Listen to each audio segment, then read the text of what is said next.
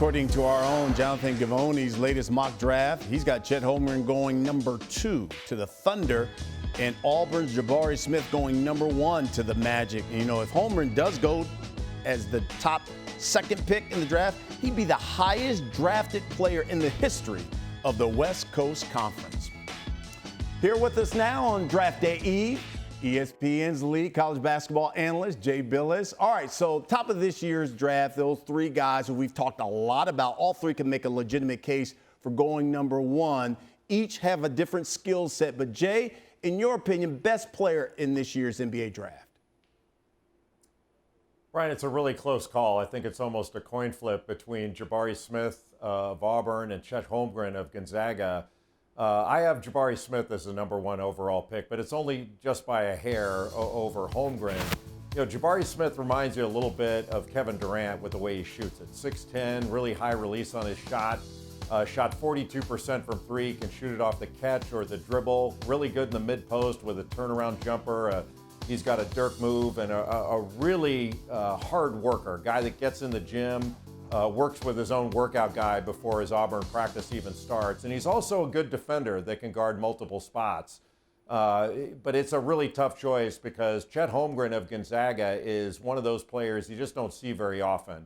In fact, I'm not sure we've ever seen anybody quite like Holmgren. He's not a center. He's 7 foot tall with a 7'6" wingspan. He blocks shots and changes shots and rebounds at a high rate, but he's really a guard. He can rip a defensive rebound, bring the ball up. He's kind of a baby Giannis in the way he plays, except he shoots it at a 40% clip from 3, which Giannis did not and does not do right now. So he's got a skill set that is built for the modern NBA. It's just his body doesn't look like it's going to hold up to the NBA, but it will because he is tough and competitive and takes a backseat to no one. Really productive. I think both Smith and Holmgren are future All-Stars and perennial All-Stars, and they're going to make big impacts in their time in the NBA. Jay, listen, you don't need to be a top pick in the NBA to make an impact in this league. Talk to me about a player that's available, let's say outside the top 10, outside the lottery, that can make an immediate impact for one of these franchises. Well, he may be taken outside the top 10, to your point, but probably should be in the top 10. That's Malachi Branham of Ohio State. Coming out after his freshman year, he's a long, strong, athletic wing that can not only get to the rim, he's got an excellent mid-range game. He can back it up to three-point range. A good defender. Doesn't get a lot of steals, but really stays in front of his assignment.